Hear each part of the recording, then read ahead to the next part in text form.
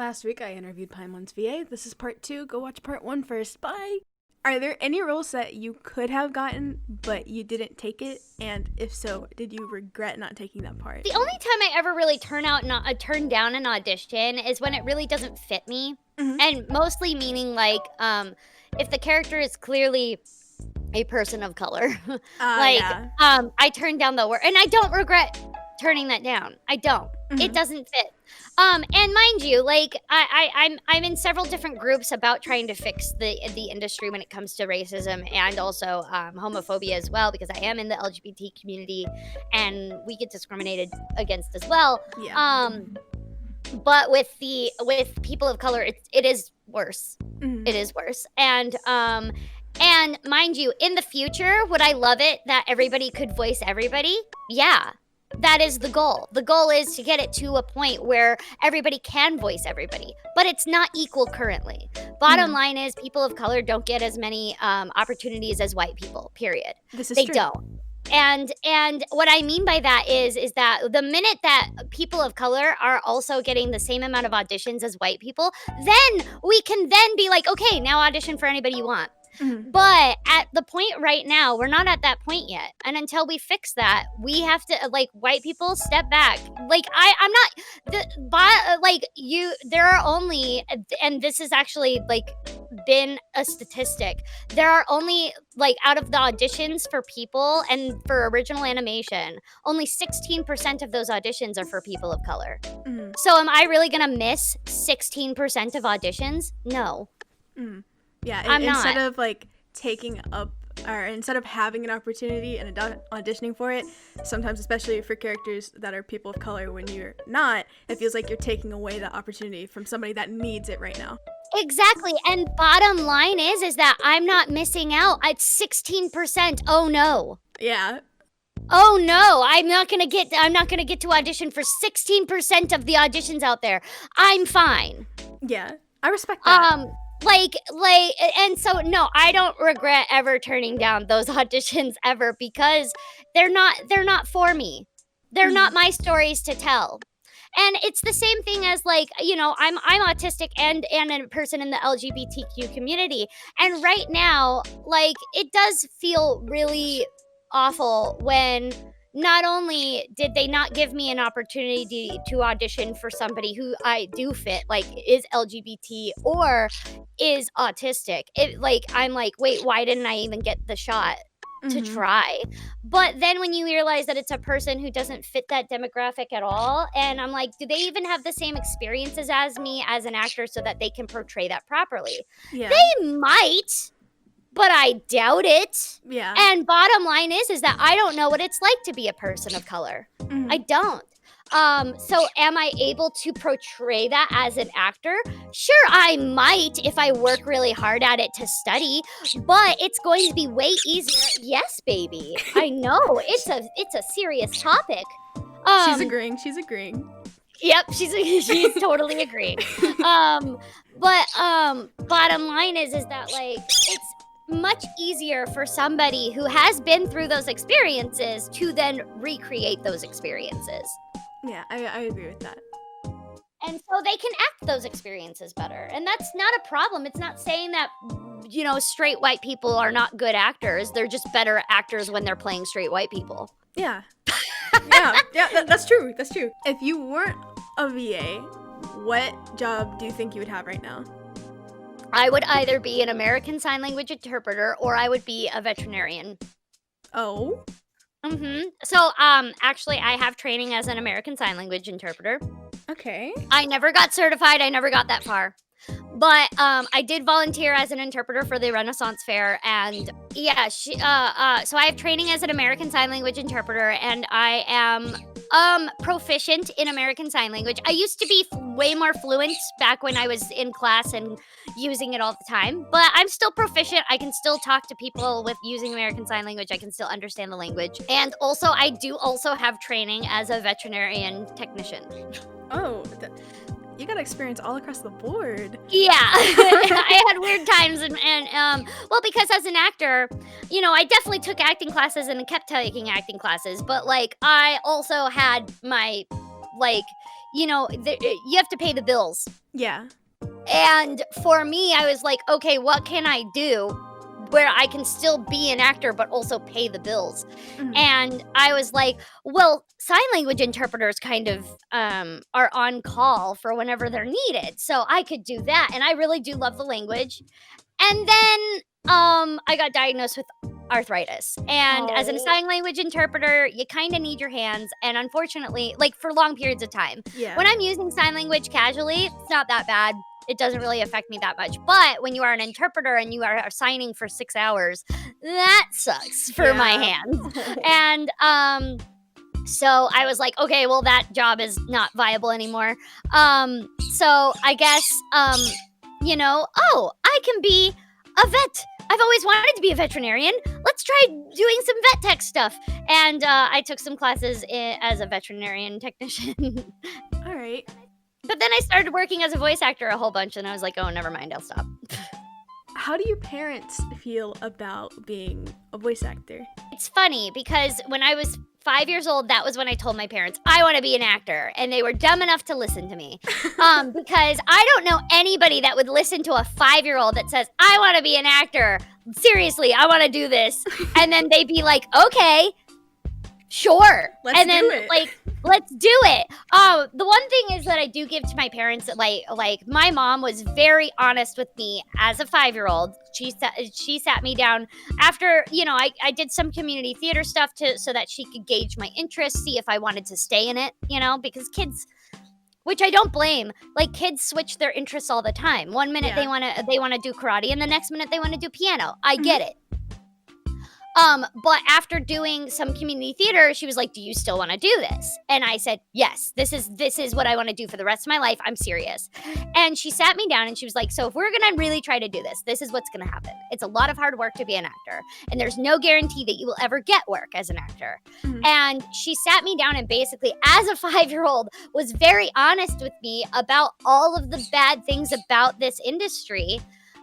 So that way she could really see if I wanted to put in the hard work, because it is hard work, and most of it is hard work because it's a lot of auditioning. It's a lot of hearing no's. This was when I was 5, and remember, I booked my first role when I was 8. Mm-hmm. So it took 3 years of training and auditioning before I finally booked my first role. And some people it takes 5 years. Some people it takes 10 years. And you have to understand that is a downside to this industry. Just because you do the work does not mean that you are going to get it. Yeah. And my parents, they are very proud, but I think like with the voice acting specifically, because they're not into cartoons like I am, or video games like I am, they're proud of it and they kind of understand it. But they're definitely the people that are like one time I took my mom to DreamWorks for the premiere of Where's Waldo, because I'm in the show. Yeah. And my mom was sitting there talking with Tom Kenny. Oh. If you're not acquainted with the voice acting world, don't worry. Tom Kenny voices SpongeBob and was the mayor in Powerpuff Girls. They were also in Meet the Robinsons, and I'm pretty sure they were in Adventure Time. They're pretty important. Really good work done by him. And also Fred Tatasciore, and I was like, oh, my mom doesn't even realize who she's talking to right now. Wow. Because she's like, oh, animation is cool, but she does not know the actors behind it. Like I'll say, oh, I got to work with this person today. And she'll be like, great, who's that? And I'm like, so she was at DreamWorks literally having a conversation with both Tom Kenny and Fred Tatasciore. And I was just like, oh my God, my mom has no idea she's literally talking with like the best people in the industry right now. Did you tell her after? Yeah. Oh, yeah. Well, and the funny thing is, because Fred Tatasciore and we worked on a project together earlier, called Splitting Time, which is on Cartoon Network's YouTube right now. It's a pilot. Oh. So if you are interested, you can watch it. Fred Tatasciore plays my dad. So this was the second time we got to work together. We are at the premiere. My dad and my mom is talking with Fred Tatasciore as he says, by the way, your child is a great actor. And I about died because Fred Tatasciore just told my mom that I'm a great actor and I don't know what to do with myself. And my mom's like, oh, okay, thank you. Like, yeah, I love Corina's acting. And I'm like, do you not even realize how big of a freaking compliment that is? Mom, what are you doing? And because no, she had no idea who she was talking to. I would throw myself on the floor. Right. And that's like internally I was doing that because I was at a, like, you know, when you're in front of those people, they're your colleagues. Yeah. And so you have to be professional. But inside I was like, I'm dead. This is it. I can die. I've lived a happy life. I've lived a happy life. It's all downhill from here. We might as well just end it now. Like this is my peak. And but like just the dichotomy of like, you know, because my mom is very much more into on-camera actors. And it's funny because yes, I've worked in on-camera, but I'm less interested about on-camera than I am about like voice actors. Yeah. And so like I remember when I was working on Aquila and the Bee, you know, that was the first movie I'd ever gotten. And so they asked me to go and get my hair done. So I'm in the hairdresser trailer to get my hair and makeup done. And Angela Bassett's right next to me. And at the time, I was also 16. Yeah. And as a 16-year-old, my mom is there because I'm a minor, so your parent has to be there. And my mom was like, and she stayed quiet. And then when we went back to my trailer, my mom was like, do you realize who you got your hair done by? And I was like, no, who? And she was like, it's Angela Bassett. And of course, now I know who that is. But as a kid, I was like, who? Man. Who's that? And then she said Tina Turner in the movie about Tina Turner. I was like, oh, okay, now I know who you're talking about. But it's really funny the differences of like who we fangirl over, I guess you could say, or fawn over, and like definitely I fawn over more of the voice acting side of it than I do on camera. Versus my mom is like, she's proud of everything that I do. Don't get me wrong, she really is. She just doesn't understand the voice acting industry as much as she does the on camera. So she every time I'm like, oh, I got to work with this person. She's like, who? I don't. Okay. Great, good job. It's really working. Cool. That's, you know, I'm being supportive. Yeah. Oh, that's so nice. Your mom sounds really nice. Yeah, she's funny. I don't know if you saw it, but on my TikTok, I had the Paimon voice challenge, and she did it, and it was so cute. Paimon is not emergency food. And then my dad did it, and that was hilarious. Sticky, honey, roll! We love a supporting family. We love that. I am honestly very lucky and very grateful that I do have a supporting family, because I do know people that didn't have that growing up. And I do want to tell those people that don't have supporting parents that do want to be a voice actor, there are voice actors to this day that had parents that also did not believe in them. Yeah. But they can't tell you what to do once you become an adult. So once you become an adult, then go for it. This is true. They can't tell you at that point. And you know, and like I've also had, because I will say, yes, my parents are supportive, but they were always very, you know, as my mom said from the beginning, you might not make it, you might not be able to make ends meet as an actor, and so they were also like, you can act, but your grades have to be good, and also you still have to go to college and stuff, and make sure that you always have something that you can fall back on if this doesn't work out. Yeah, I think that was more of them wanting you to be okay, because it right. is so unstable at the beginning. Because I have tons of people that are like, well, my parents want me to do this, and I'm like, that doesn't necessarily mean they don't believe in you. It means that they understand that acting is hard, and you might not get anywhere really fast because you don't. Like, this whole idea of an overnight success in acting doesn't exist. You don't see the years of training that person paid for and did before they got that role. Yeah. What games do you play in your free time?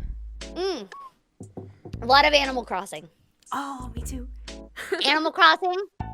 I play Pokemon. I play Genshin Impact. I actually do that on my free time. I stream Genshin Impact, but I try to stream like the more exciting stuff on Genshin on stream. But when I'm alone at home, like when I'm playing it on the off time, that's when I go for all of the chests and stuff, like trying to find all the stuff in the world. Oh yeah. So a lot of grinding. Mhm. But Genshin Impact, and then I really do like first-person shooters, like Bioshock, Overwatch, and Apex. Overwatch. Yeah. Who do you main in Yeah. Overwatch? I main Widowmaker. Oh man. Yeah. Paimon's gonna pull up with the Widowmaker sniper gun. Oh no. Yeah, it's funny because like I don't mean to toot my own horn, but I'm really freaking good at it. Are you ever gonna stream Overwatch? I have before actually. Oh, I just sounded Yeah. really dumb. I've never seen it. No, it's okay. It's been a while since I Okay. streamed it. Just because there've been other games. Yeah. But yeah, I have streamed it. I actually in one of the YouTube videos that I posted up today, I actually have a clip from when I used to stream Overwatch, and it's from me playing as Widowmaker, and I got a really good I got 5 kills in a row. It was amazing. Yeah, you popped off. Good job. Yee. Are there any games that you would like to be a part of? I really want to be a part of it's so funny because I can't play scary games at all because I get too scared and have panic attacks and Oh, stuff, no. but I want to be in a scary game. Mm-hmm. I just want to be in one. I probably could never play it, but I just want to be in it. I just want to be in a scary game. Either as whatever is scaring you. Like I would love to be like a creepy little child that's with a knife that's gonna rip you to shreds or something, or I would like to be the character getting scared. Can you do Either one. the spooky giggle? Is that something you're capable of? Oh no. This one that was the most requested when I asked people to send me questions. Because apparently people hate emergency food jokes, but I was not aware of until I asked. They so, do? Yeah. That's like the number one joke that gets told to me. Yeah, they were like, I hear emergency food jokes all the time. It's the only joke Genshin players make. It's so annoying. And so I was gonna ask you, how do you feel about them? Because I didn't know there was this much controversy I love them. around I it. never get tired of them. It's a meme. I'm sorry. It's funny to me when somebody is like, "Oh, it's just overdone," and I'm like, "But this other meme isn't. Everybody uses that one." Yeah. So as far as I'm concerned, it's a meme. I love it. I will keep saying it forever.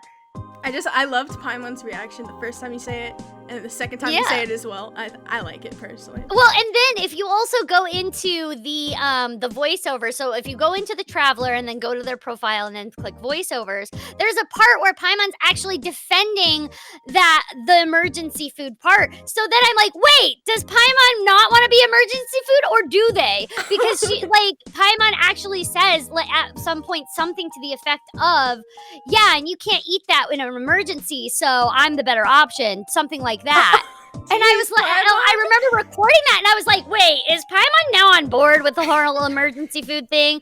And they were like, only when Paimon is defending her place as the guide. I'm useful because I'm emergency food. Exactly. And I was like, this is hilarious. And that's exactly what I would do too. I love that. I'd be like, I hate that. I'm not that. Wait, you're gonna replace me? Wait, you can't replace me because I'm that. Now, I'm look at that thing that I hate. I'm that thing. Yeah. I'm that thing that I hate. Aw. What is the weirdest thing somebody has asked you to say in Paimon's voice? I mean, I always shoot those down because I'm under contract. Yeah. So I don't even remember half of that. The biggest one is everybody wants to hear Paimon curse. And I'm under contract, so I can't. But I will say it's always funny when people are like, they own that part of your voice? How does that work? And I'm like, no, they don't own my voice. They own the character. Yeah. Now, if I do another high-pitched voice for another character, MiHoYo can't come in and say, no, that's our voice. It's not. It's mine.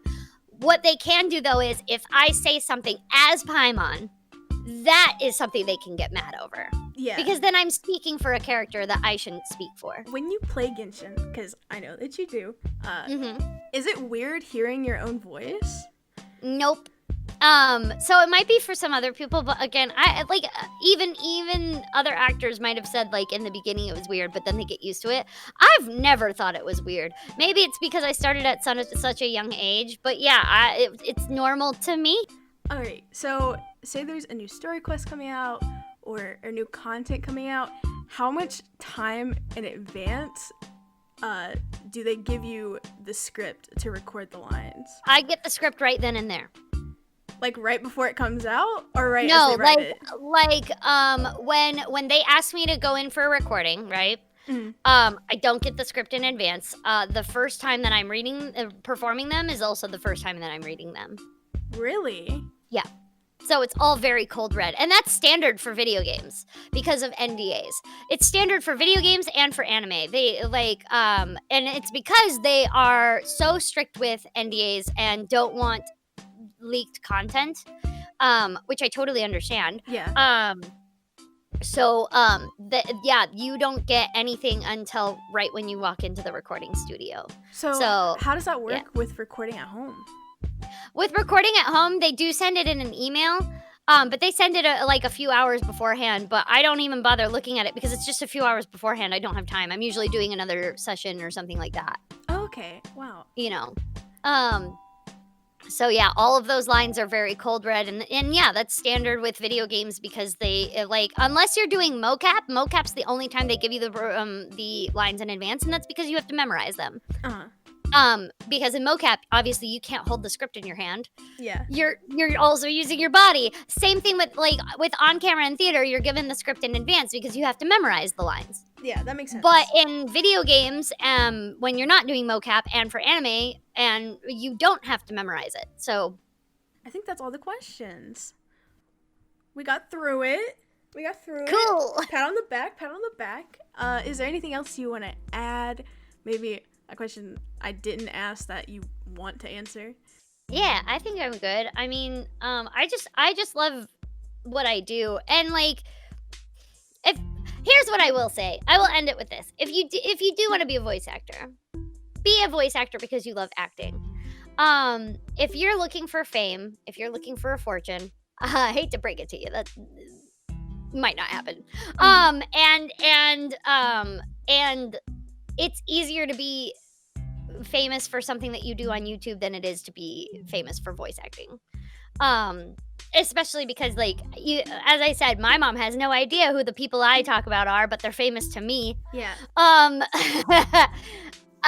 That's because voice acting, you're not in front of a camera. It's a lot of hard work, and again, as I said before, it might be 10 years before you book of taking classes and working really hard and auditioning before you book your first job. Be an actor because you want to be an actor.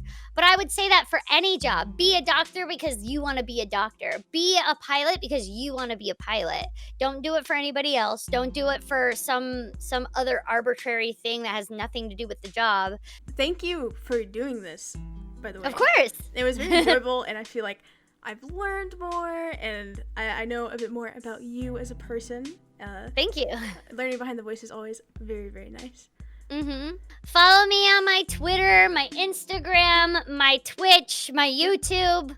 I have a website, www.corinaboettger.com. I also teach classes. I know I mentioned classes earlier, but I also do teach classes too, and you can email me through my website to ask about that, and you can be given more information there about it. And that's just about it for the interview with Corina Boettger. Thank you so much for watching. They were a pleasure to interview, so pleasant to talk to, and I had so much fun working with them. So please go check them out. I already linked their stuff. It's in the description, you already know, and I will see you guys later. Thank you to all my Nitro boosters, Arrow, Abby, Nova Spodermain, Bleach, Bumble Blaster, Convid, Eevee, Essence, Gwendo, Ice, Inspirational Pug, Sanders Bros 22, Fallen, Somber, Mihoi Minoi, Mito, One Guy, Pie, Piggy, Silver, Spade, Teacup, and A-Kids. I'll see you guys in the next one.